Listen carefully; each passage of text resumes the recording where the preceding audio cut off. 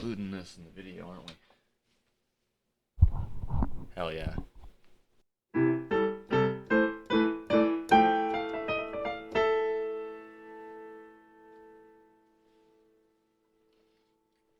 Fuck. Lock it in.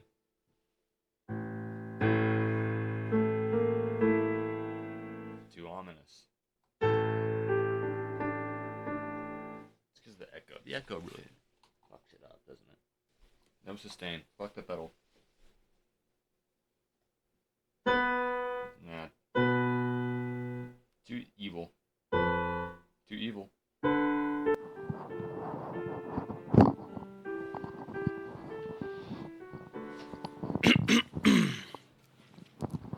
Well, welcome to the Dr. Useless Comedy Show, or whatever the hell I'm going to call this. This is an absolutely terrible idea.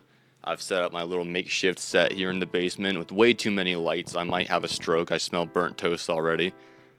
Or is that just me? Ha ha ha. Yeah, so I wrote some shit down. I thought that might be funny. Let's go through it. Let's see what it's like. This is my second take because I didn't get the mic the first time. So I'm a little jaded and a little cynical, that's why. So here's a good place to start. I want to personally congratulate the person who came up with the word television. It is a perfect word, I think. With the prefix tele, remote, and then vision. Your vision from a distance. It's perfect. It's a flawless word. But whoever came up with the word telescopic baton, I think's kind of an idiot, because obviously scopic means you're seeing, so you're seeing from a distance. Baton. But like, I get the from a distance part. Don't get me wrong. This, I understand that, but you're just seeing it. Like there's nothing else going on. You're sure. Whatever's happening over there on the other side of this stick, I'm just seeing that. That's not my fault. I'm not beating them. I'm just seeing. I didn't do it, sir. I watched it happen. The baton did the rest. I don't have a good finisher for that. Moving on. I was originally going to mock the word phlogiston or phlogiston, however you want to say that. Which, if you don't know what that is, that's what alchemists originally thought fire was made out of. They basically said, well, here's this thing we don't know. This is fire. What's in it? I don't know. Fire. It's made of phlogiston. What's phlogiston? It's fire. Great. And I was going to mock that. That was basically the punchline, right? Is I was going to mock the fire is fire mentality, basically. But then I thought about it, and, well, what's light made out of? Light is made out of photons. And what are photons? They're basically just light, right? Like light is light. And speaking of light, I'm covered in an absolutely dangerous amount of lights right now. So trust me, I'm an expert, and you can listen to me on this.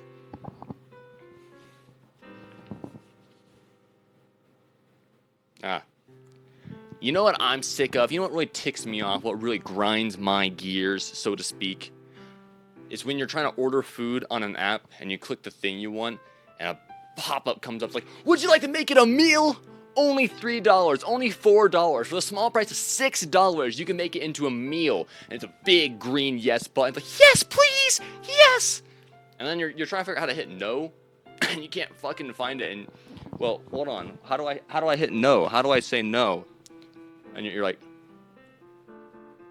oh, there it is in plain serif font, and with a gray that matches the white background. You can't even see it. That's how I hit no. And then you hit no, and you move on with your day. Yeah, that's a bit of a boomer joke. We do boomer jokes here. We cast a wide net.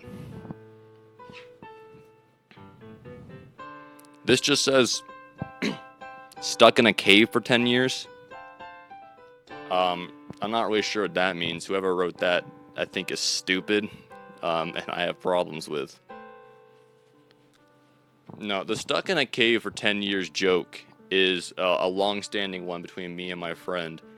And the idea of the joke, the entire punchline and premise is you just got out of the cave, you're moving debris out of the way.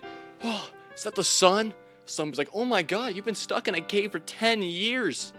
What, welcome back, what do you have to say? And you're like, does anybody remember McDonald's? Sorry, I've been stuck in a cave for 10 years. I'm not up to date with these new trends. And you go home, and you're like, do we still have plumbing? I don't know, I've been stuck in a cave for 10 years. Do we still have, I think it's a very, like, That's the joke. That is the joke. But I think it's a good one. There's a lot of versatility because there's like variables you can slide and change. You can change. It's very customizable. You can change like how many years you've been stuck there. You can change where you've been stuck. Does anybody still remember family? Sorry, I've been stuck in the DMV for 8 years.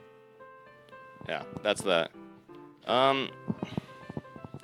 This just says do more goblin riddles in like big text. I'm not gonna be doing that yet. Keep an eye out for goblin riddles in the future. These are useless, and whoever wrote them I think is stupid. So I'm gonna get a move on from there. Well, I brought this down here. I don't have any like segue to introduce it. I just thought, I don't know if the camera can even pick it up. It's pretty dark over here. Maybe if I put it here. This is a little chattering teeth toy. See if the mic can pick this up. I mean, that's funny, right? I think we kind of lost a piece of culture when we stopped making new, like, gag toys. Little jokes, you know, I'm talking stuff like the Slinky, fake vomit. Anybody like the, like those little, like, tubes that go, you know what I'm talking about? I love these things. They still make them. You can still buy them. But, I mean, there's not new ones. We're not making new ones. We don't have our best scientists on these, and we should, I think.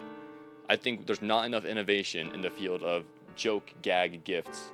And I mean that sincerely. What's the deal with fashion, am I right? I mean, clearly I'm no expert, but I mean, come on. I suppose, obviously, I think fashion in the context of expressing yourself is great. That's A-okay, keep at it. I think the obvious thing to make observations and jokes about is trends. I mean, bashing trends is super easy. It's not new. It's not controversial. But I'm going to do it anyway because I think it's funny. So on the TikToks, right? The big TTs, the big topic. People love talking about TikTok. It seems like now there's a new trend every week. And that is also, again, a very benign, banal, obvious observation. But it's true, right? You know, all right, girlies, gear up. Today, we are the hapless British passerby that you would see on a train reading an almond-colored book 3 pages in, but not any further, because you don't want to hint that you're a fast reader. Because I guess being smart's a bad thing. I don't know what that's about, but that's fine. If you want to dress like that, that's cool, I guess. But then like immediately the next week is today. We are in our Daisy arc. We're wearing all yellow flowers. And we're frolicking through fields. I like a good frolic. I frolic through fields. I guess really what I'm getting at is the gimmickification of it. In the sense that, like, I need a new identity fast. I need a gimmick. I need to string adjectives together that define my entire existence. And you don't really need that. I mean, identity is a very free-flowing formation.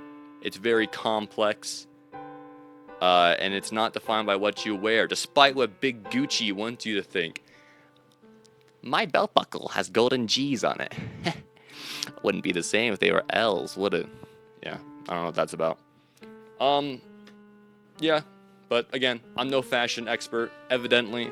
I'm in the dark right now, specifically to hide my terrible taste. You might be thinking, you don't look that bad. Thank you. I do wear the same color variations of the same outfit every day, so I have one thing that works for me.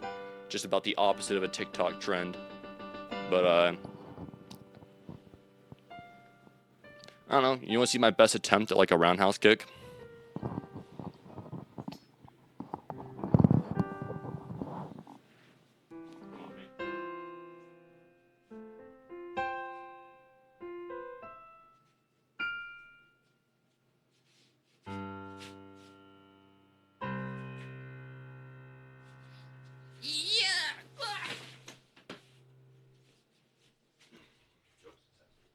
How fucking long was that? 8 minutes? Good. It's about what I need, right?